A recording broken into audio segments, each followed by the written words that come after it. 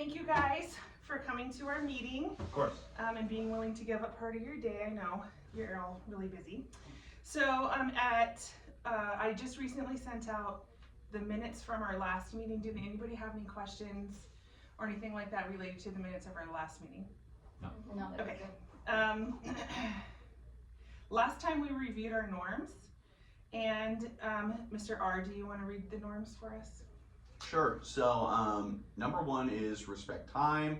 2 is participate actively. 3 is show respect in communication. 4 is encourage ideas. And 5, stay engaged. Okay. Do we still agree to these norms? Mm-hmm. Yeah.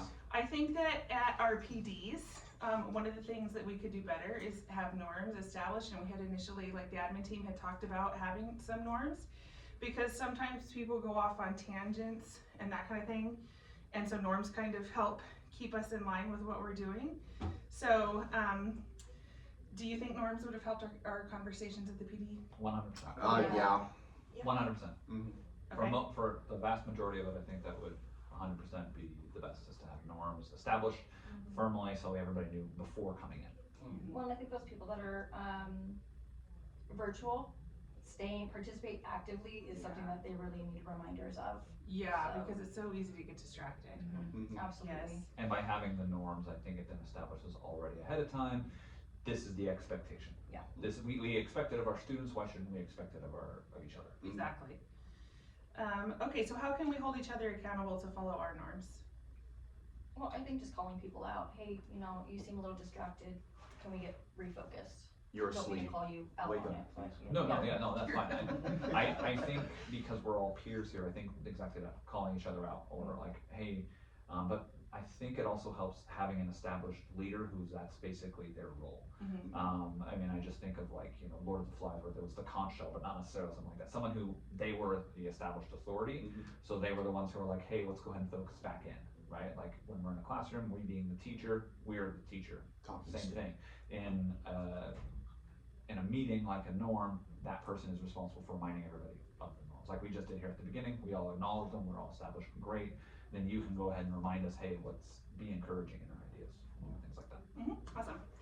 Okay, last time we talked about a strategy to possibly help our ADA.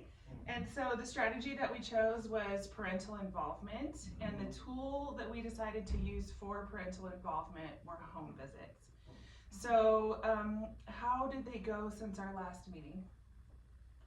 I think they went pretty well. I went out on probably 8 of them specifically for my really hardest students to reach, and I've had about 2 or 3 of them start coming in. So it's not fabulous, but at least some of them are starting to come back in on a regular basis. They also know, oh wait, Aaron's, that they're gonna, they're serious, right? So that has helped. For me, I went on about 10, and the only real successful ones I've had are the ones where they answered the door, so they knew I was serious. And that's where I either talked to the student themselves, or actually in one case I did talk to the parent, and they are making sure that the student's coming in more often. Other than that, just leaving a note at the door, I haven't had much success. I've had more success after leaving a note, following up that note with a phone call. And then I go, hey, did you receive my note? I've had one person say no, and that was okay, maybe you should ask your student about that, because I did make sure to put it on there. And long story short, it turned out the student found it and tried hiding it. So I mean, it's definitely, I think for me, if I don't have success, leaving something there that says, sorry, I missed you, I'll give you a call tomorrow. Then when I do call, they're like, oh yeah, I got that, or whatever.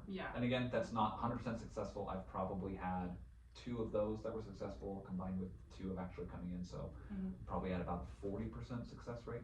Okay. Better than nothing. Better than nothing, yeah. Better No, than 100% nothing. better than nothing. So yeah, about 40. Okay. Mr. R. I personally haven't been on any home visits yet. I'm more compiling the list right now, because a lot of the kids who were on that list, I've called and texted, and they're saying that they're going to come in. To their credit, they have come in, like M today, and then Z out there. She's finally back, so that's also good. So I haven't really seen the need to go out, and then the